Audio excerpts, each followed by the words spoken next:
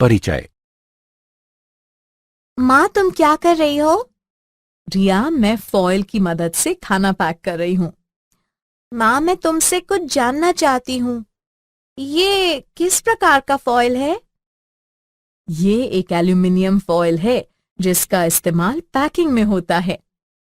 ठीक है माँ, लेकिन एल्यूमिनियम पतली फॉयल में कैसे बदल जाता है? ठीक है, मैं तुम्हें बताती हूँ। एल्यूमिनियम भूपर्टी पर सर्वाधिक मात्रा में पाई जाने वाली धातु है। इसका निष्कर्षण प्रकृति में पाए जाने वाले बॉक्साइट अयस्क से किया जाता है। इसके बाद धातु को वांछित आकृतियों में ढाला जाता है। ठीक है माँ, मुझे मेरे प्रश्न का उत्तर मिल गया। मैं इस विषय में कुछ और जानना चाहती हूँ। बच्चों, आज हम तत्वों के निष्कर्षण के सामान्य सिद्धांतों एवं प्रक्रमों की जानकारी प्राप्त करेंगे।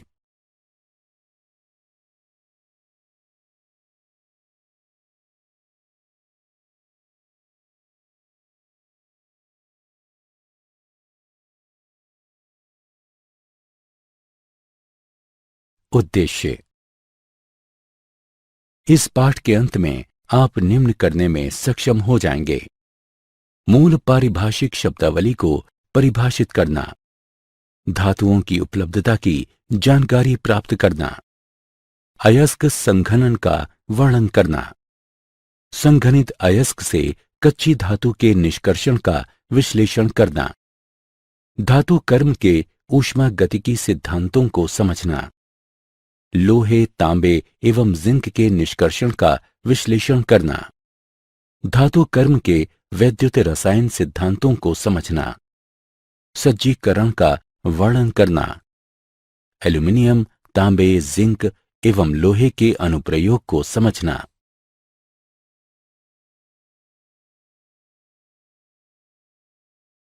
परिभाषा। अयस्क वो खनिज जिससे धातु का निष्कर्षण सुविधापूर्वक एवं मितव्ययिता से किया जाता है, अयस्क कहलाता है। अपअयस्क गैंग खनिजों में मौजूद मिट्टी एवं अवांछित पदार्थों को अपअयस्क यानी गैंग कहते हैं। धातु कर्म अयस्कों से धातुओं के निष्कर्षण एवं पृथक्करण की प्रक्रिया को धातु कर्म कहते हैं। अयस्कों से धातुओं के निष्कर्षण एवं पृथक्करण की प्रक्रिया के निम्न 3 मुख्य चरण होते हैं: अयस्क का सांद्रण, सांद्रित अयस्क से धातु का पृथक्करण एवं धातु का शुद्धिकरण। धातुओं की उपलब्धता। भूपर्पटी पर सर्वाधिक मात्रा में पाया जाने वाला तत्व ऑक्सीजन है। भूपर्पटी पर दूसरा सर्वाधिक मात्रा में पाया जाने वाला तत्व सिलिकॉन है। धातुओं में एल्यूमिनियम भूपर्पटी पर सर्वाधिक मात्रा में पाया जाता है। ये भूपर्पटी पर तीसरा सबसे ज्यादा पाया जाने वाला तत्व है। ये अभ्रक तथा मृत्तिका सहित अनेक आग्नेय खनिजों का प्रमुख घटक है। बहुत से रत्न प्रस्तर Al2O3 के अशुद्ध रूप हैं तथा ये अशुद्धियां क्रोमियम से तांबे तक होती हैं। धातुओं में लोहा भूपर्पटी पर दूसरी सबसे ज्यादा पाई जाने वाली धातु है। ये भूपर्पटी पर सर्वाधिक मात्रा में पाए जाने वाले तत्वों में इसका स्थान चौथा है। ये तत्व एवं यौगिक दोनों ही रूपों में बहुत महत्वपूर्ण है। ये हीमोग्लोबिन में पाया जाता है जो ऑक्सीजन के वाहक के रूप में कार्य करता है।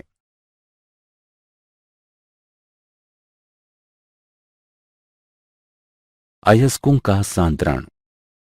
अयस्कों से अवांछित पदार्थों के पृथक्करण की प्रक्रिया को अयस्कों का सांद्रण कहते हैं। अयस्क सांद्रण की कुछ महत्वपूर्ण विधियां इस प्रकार हैं: द्रव्य धावन।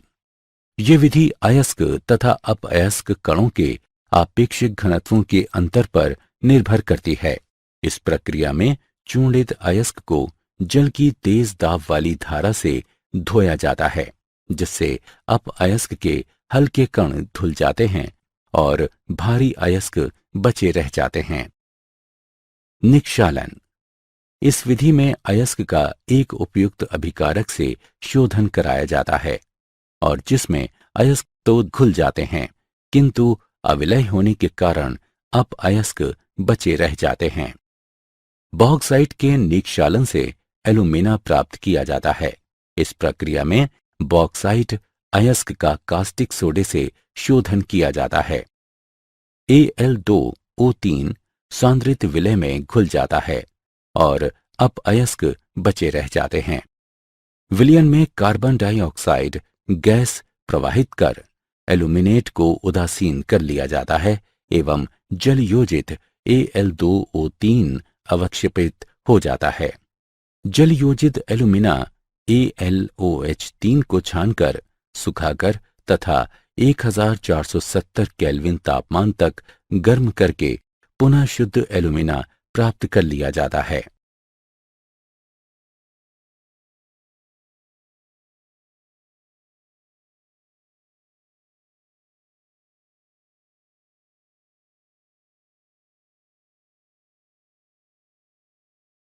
चुंबकीय पृथक्करण।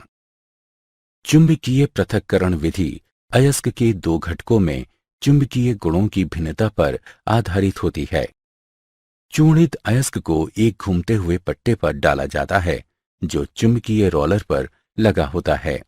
अचुंबकीय कण पट्टे पर से दूर छिटक जाते हैं जबकि चुंबकीय कण चुंबकीय क्षेत्र से आकृष्ट होकर एक अलग अंबार बनाते हैं।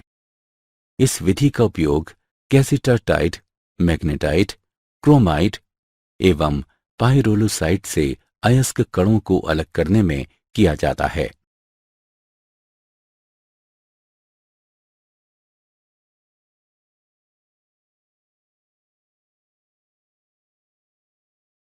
झाग प्लवन विधि।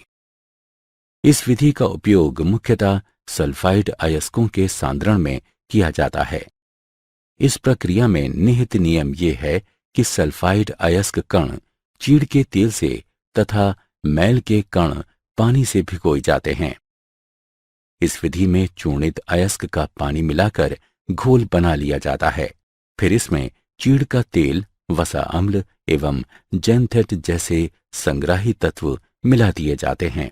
झाग को स्थिर करने वाले क्रिसॉल, एनिलीन जैसे घटक उसे स्थिर कर देते हैं। अयस्क कण तेल से तथा मैल के कण पानी से भीग जाते हैं। एक घूमता पैडल मिश्रण को हिलाता है तथा इसमें स्थित वायु को खींच लेता है। परिणाम स्वरूप झाग बनता है जिसमें अयस्क के कण एकत्रित हो जाते हैं। झाग हल्का होता है जिसे मथकर निकाल लिया जाता है। फिर इसे अयस्क के कण प्राप्त करने के लिए सुखाया जाता है। सांद्रित अयस्क से कच्ची धातु का निष्कर्षण। सांद्रित अयस्कों को अपचयन के लिए उपयुक्त प्रारूपों में परिवर्तित करना आवश्यक है। ऑक्साइड का अपचयन आसानी से हो जाता है। इस तरह सांद्रित अयस्क से धातुओं का पृथक्करण दो मुख्य चरणों में होता है, ऑक्साइड में परिवर्तन तथा ऑक्साइड का धातु में अपचयन। ऑक्साइड में परिवर्तन। सल्फाइड एवं कार्बोनेट अयस्क की तुलना में ऑक्साइड आसानी से अपचयित होते हैं। ऐसा दो विधियों से किया जाता है, निष्पापन एवं भर्जन। निष्पापन। इस प्रक्रिया में वाष्पशील पदार्थों के निष्कासन के लिए अयस्क को गर्म किया जाता है। परिणाम स्वरूप धातु ऑक्साइड शेष रह जाता है। भर्जन। इस प्रक्रिया में अयस्क को वायु की नियमित आपूर्ति के साथ धातु के गलनांक से नीचे के तापमान पर गर्म किया जाता है। सल्फाइड अयस्क को भर्जन द्वारा ऑक्साइड में परिवर्तित किया जाता है। ऑक्साइड का धातु में अपचयन। धातु ऑक्साइड को धातु में बदलने की प्रक्रिया को अपचयन कहते हैं। इस प्रक्रिया में धातु की अभिक्रियाशीलता के आधार पर एक उपयुक्त अपचायक की आवश्यकता होती है। उदाहरण के लिए कार्बन, कार्बन मोनोऑक्साइड, एल्यूमिनियम एवं मैग्नीशियम।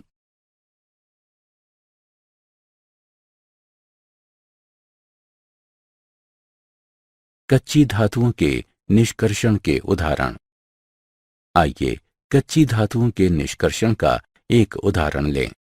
निम्न में से प्रत्येक में धातुओं के निष्कर्षण सिद्धांत का वर्णन करें। SnO2 से Sn, ZnO से Zn, Cr2O3 से Cr। आइए उत्तर देखें। 1.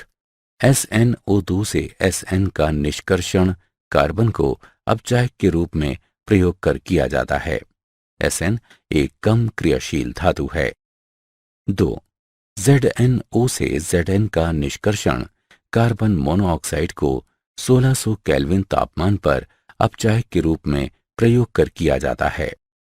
3. Cr2O3 से Cr का निष्कर्षण एल्यूमिनोथिमिक प्रक्रिया द्वारा किया जाता है।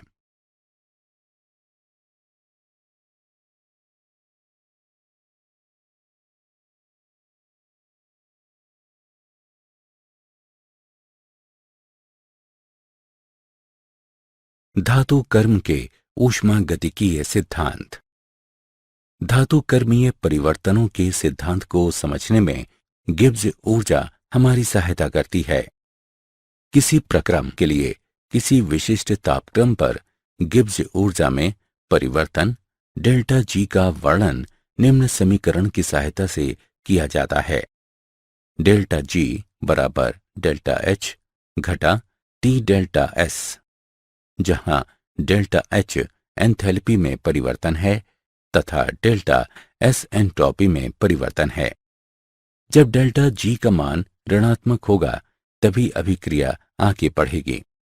यदि किसी निकाय में दो अभिक्रियाओं के अभिकारकों तथा उत्पादों को एक साथ रखा जाए और दोनों संभव अभिक्रियाओं का परिणामी डेल्टा जी ऋणात्मक हो तो समग्र अभिक्रिया संपन्न होगी। एलिंघम आरेख। तापमान के साथ मुक्त ऊर्जा में परिवर्तनों का आरेख एलिंघम आरेख कहलाता है। यह आरेख धातुओं के अयस्कों से उनके निष्कर्षण को समझने एवं पूर्वानुमान लगाने में सहायक होते हैं। एलिंघम आरेख में रेखा की ऊंचाई ऑक्साइड की अस्थिरता को दर्शाती है। रेखा जितनी अधिक ऊंची होगी डेल्टा जी का मान उतना ही धनात्मक होगा और ऑक्साइड का बनना उतना ही कम संभव होगा। जिन धातुओं के लिए ऑक्साइड बनाने वाली मुक्त ऊर्जा अधिक ऋणात्मक होती है वे उन धातुओं का अपचयन आसानी से कर सकती हैं जिनके लिए ऑक्साइड बनाने वाली मुक्त ऊर्जा अपेक्षाकृत कम ऋणात्मक होती है।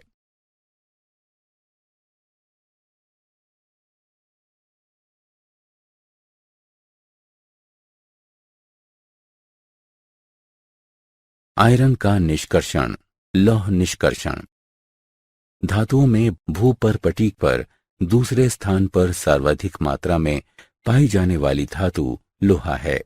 लोहे के मुख्य अयस्क हैं हेमेटाइट या लाल लौह अयस्क, लिवोनाइट या भूरा लौह अयस्क, मैग्नेटाइट एवं सिट्राइट।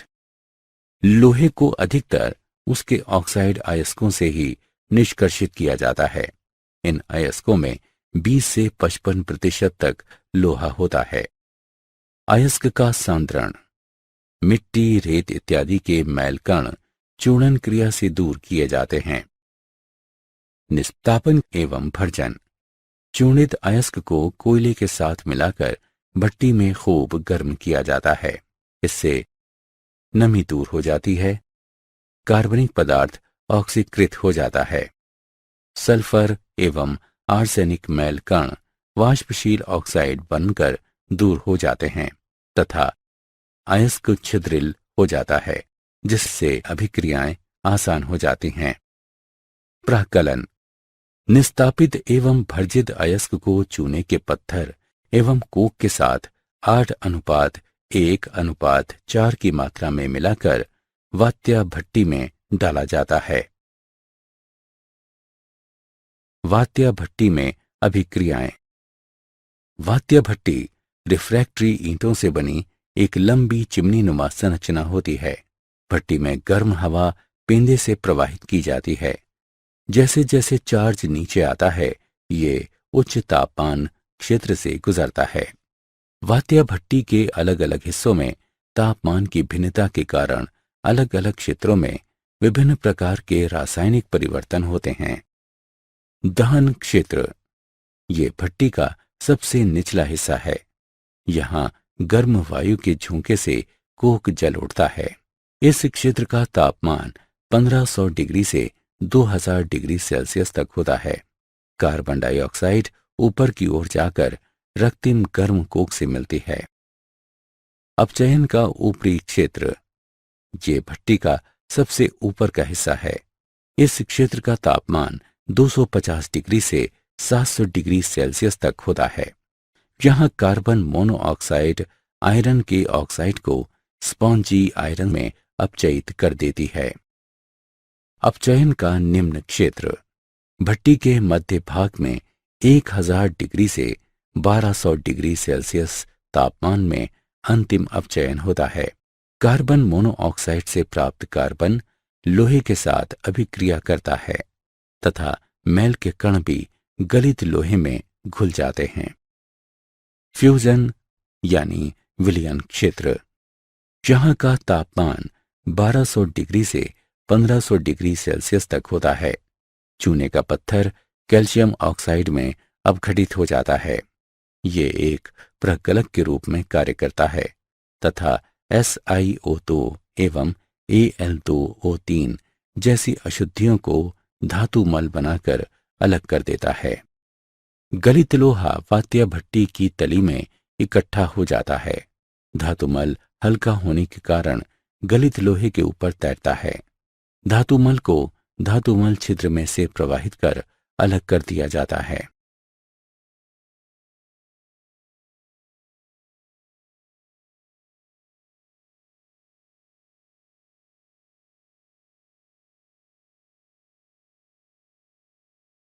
तांबे का निष्कर्षण। तांबा प्राकृतिक एवं युक्त दोनों ही रूपों में पाया जाता है। ये मुख्यतः सल्फाइड, ऑक्साइड और कार्बोनेट रूपों में पाया जाता है। तांबे के निष्कर्षण के मुख्य चरण: सांद्रण, भर्जन, प्रकलन। सांद्रण, सल्फाइड अयस्क को बारीक चूर्ण में बदलकर झाग प्लवन विधि द्वारा सांद्रित किया जाता है। भर्जन, सांद्रित अयस्क को वायु की प्रचुर मात्रा में परावर्तनी भट्टी में भर्जित किया जाता है। प्राकलन, भर्जित अयस्क को थोड़े से कोक एवं रेत के साथ मिलाकर वायु की प्रचुर मात्रा में वाटर जैकेटेड वात्या भट्टी में गर्म किया जाता है। बचा हुआ अधिकतर आयरन सल्फाइड भी ऑक्साइड में परिवर्तित हो जाता है। ये सिलिका से अभिक्रिया करके आयरन सिलिकेट के रूप में धातुमल बनाता है। धातुमल हल्का होने के कारण गलित परत, जिसमें मुख्यतः Cu2S एवं थोड़ी मात्रा में FeS, जिसे मेटे कहते हैं, के ऊपर तैरता है। बिसेमराइजेशन, गलित मेटे को चूने के बेसिक आरेख वाले बेसेमर कन्वर्टर में डाला जाता है। रेत एवं हवा को इस मिश्रण में झोंका जाता है। FeO FeSiO3 के रूप में अलग हो जाता है। जब आयरन को पूर्ण रूप से अलग कर दिया जाता है, क्यूप्रस ऑक्साइड क्यूप्रस सल्फाइड से अभिक्रिया कर कॉपर प्रदान करता है। धात्विक कॉपर तब पिघलकर कन्वर्टर की तली की ओर बह निकलता है। इस स्टील के ढांचों में डाला जाता है। इसके ठंडा होते ही इसमें घुली हुई सल्फर डाइऑक्साइड निकलती है, जिसके कारण ठोस धातु में फफोले से पड़ जाते हैं। इसलिए इसे फफोलेदार तांबा कहते हैं। इसमें लगभग 98% तांबा होता है। फफोलेदार तांबे का वैद्युत अपघटन से शोधन किया जाता है।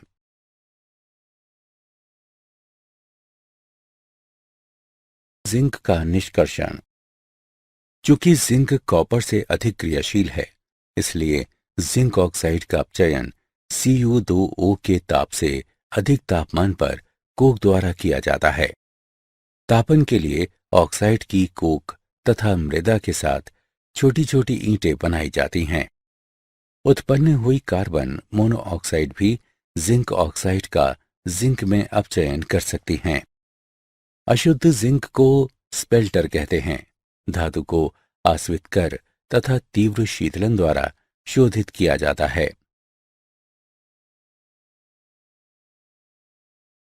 धातु कर्म के वैद्युत रासायनिक सिद्धांत। गलित धातु लवण के अपचयन के लिए वैद्युत अपघटन किया जाता है। ये विधि वैद्युत रासायनिक सिद्धांत पर आधारित है, जिसकी व्याख्या निम्न समीकरण के आधार पर की जा सकती है।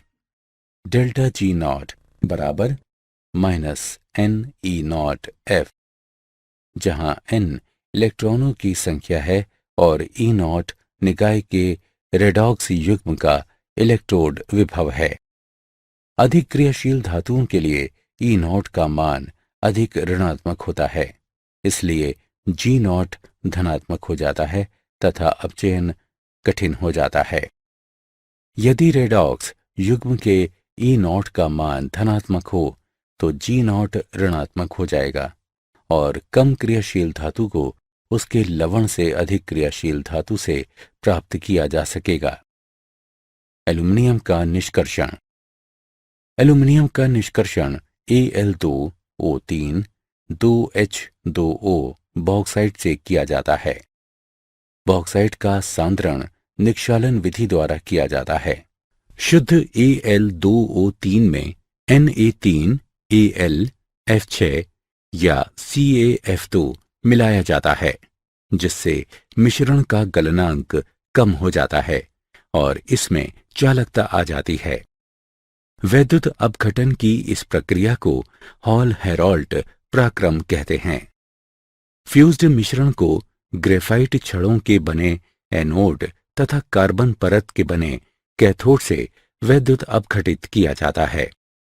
ग्रेफाइट एनोड धात्विक ऑक्साइड को धातु में अपचयित करने में सहायता करता है।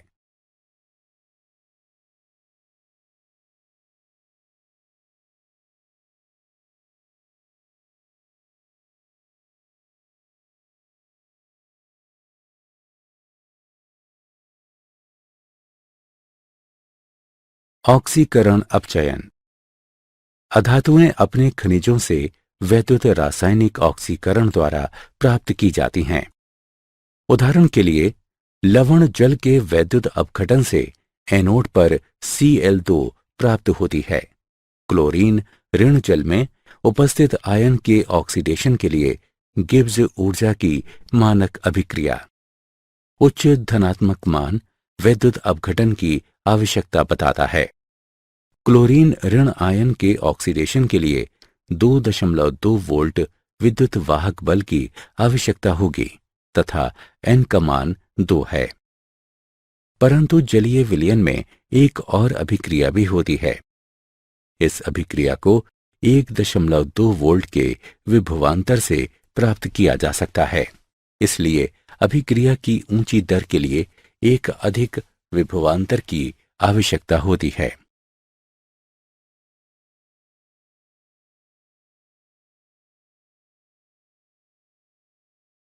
शोधन।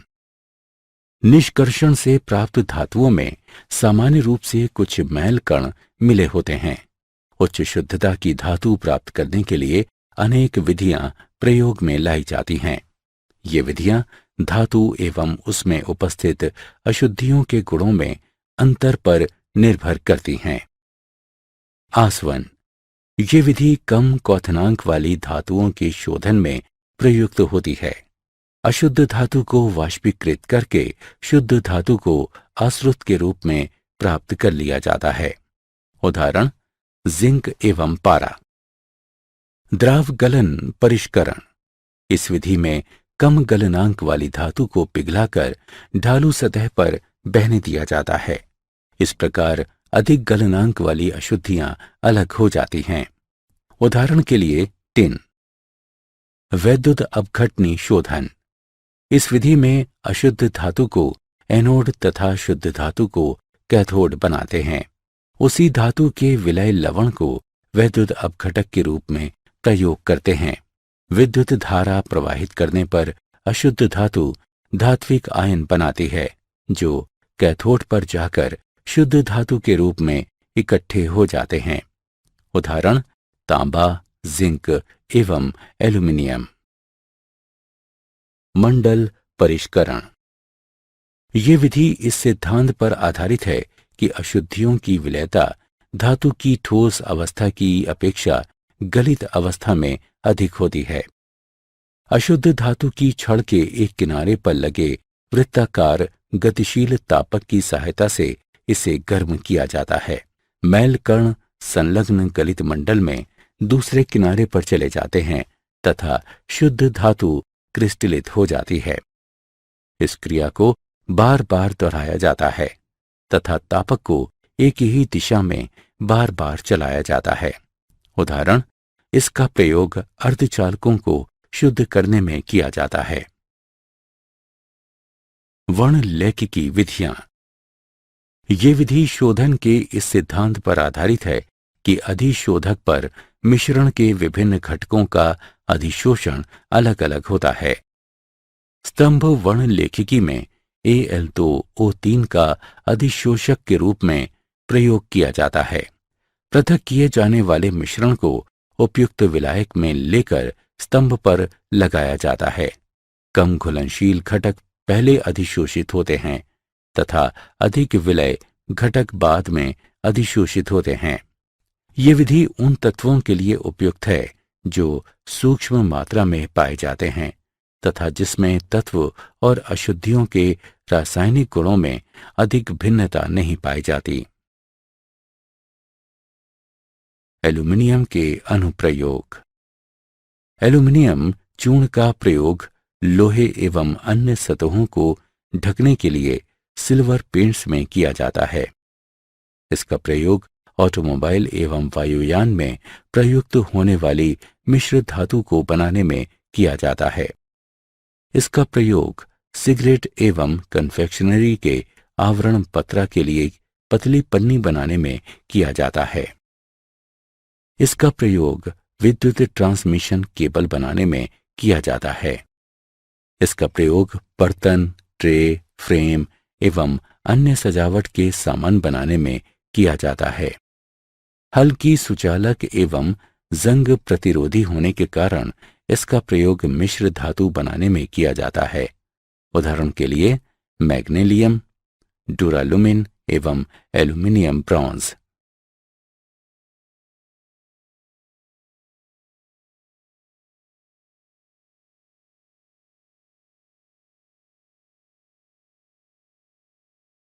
तांबे के अनुप्रयोग। इसका प्रयोग कॉपर प्लेटिंग एवं इलेक्ट्रोटाइपिंग में किया जाता है। इसका प्रयोग विद्युत यंत्र, विद्युत केबल एवं तार बनाने में किया जाता है। इसका प्रयोग वैक्यूम पंप, बर्तन एवं कैलोरीमीटर बनाने में किया जाता है।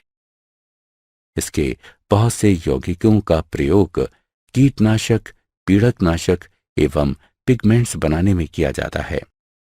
इसका प्रयोग बहुत सी मिश्र धातुएं बनाने में किया जाता है।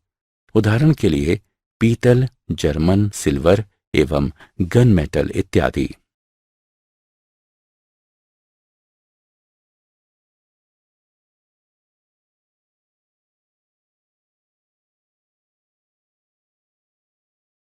जिंक के अनुप्रयोग। इसका प्रयोग शुष्क सेलों में कैथोड कंटेनर के रूप में किया जाता है। इसका प्रयोग अपचायक एजेंट के रूप में किया जाता है। इसका प्रयोग आयरन एवं स्टील के गैल्वेनाइजेशन में किया जाता है। इसका प्रयोग सोने एवं चांदी के साइनाइड प्रक्रिया द्वारा निष्कर्षण में किया जाता है। इसका प्रयोग बहुत सी मिश्र धातुएं बनाने में किया जाता है। उदाहरण के लिए पीतल, जर्मन सिल्वर इत्यादि। आयरन के अनुप्रयोग। आयरन उत्प्रेरकों का प्रयोग हैबर-बोश प्रक्रिया में अमोनिया के उत्पादन में किया जाता है। फिशर-ट्रॉप्श प्रक्रिया में इनका प्रयोग कार्बन मोनोऑक्साइड को हाइड्रोकार्बन में बदलने में किया जाता है, जिनको ईंधन एवं स्नेहक के रूप में प्रयोग करते हैं। आयरन धातु कठोर होने के साथ साथ बहुत सस्ती होती है। अधिकतर वाहन, मशीन के पुर्जे, बड़े जहाजों के हल्स, बिल्डिंग एवं मशीन के हिस्से लोहे से बने होते हैं। आयरन को अन्य धातुओं के साथ मिलाकर स्टील बनाया जाता है। स्टेनलेस स्टील का प्रयोग बिल्डिंग के हिस्से, भोजन पकाने के बर्तन, कटलरी एवं सर्जिकल यंत्रों को बनाने में किया जाता है। इसका प्रयोग वायुयान एवं वाहन बनाने में किया जाता है। क्या आप जानते हैं, कमरे के तापमान पर पारा एकमात्र ऐसी धातु है जो द्रव अवस्था में पाई जाती है। कांसा, तांबे एवं टिन से मिलकर बनी एक मिश्र धातु है। इसमें तांबे की मात्रा सर्वाधिक 80 से 85% तक होती है। विश्व में 6ठे स्थान पर पाया जाने वाला तत्व लोहा है।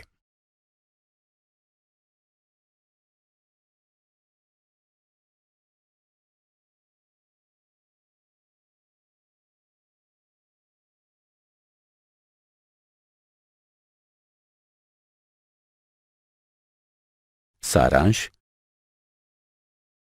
आइए हमने जो कुछ सीखा है उसे संक्षेप में दोहराएं।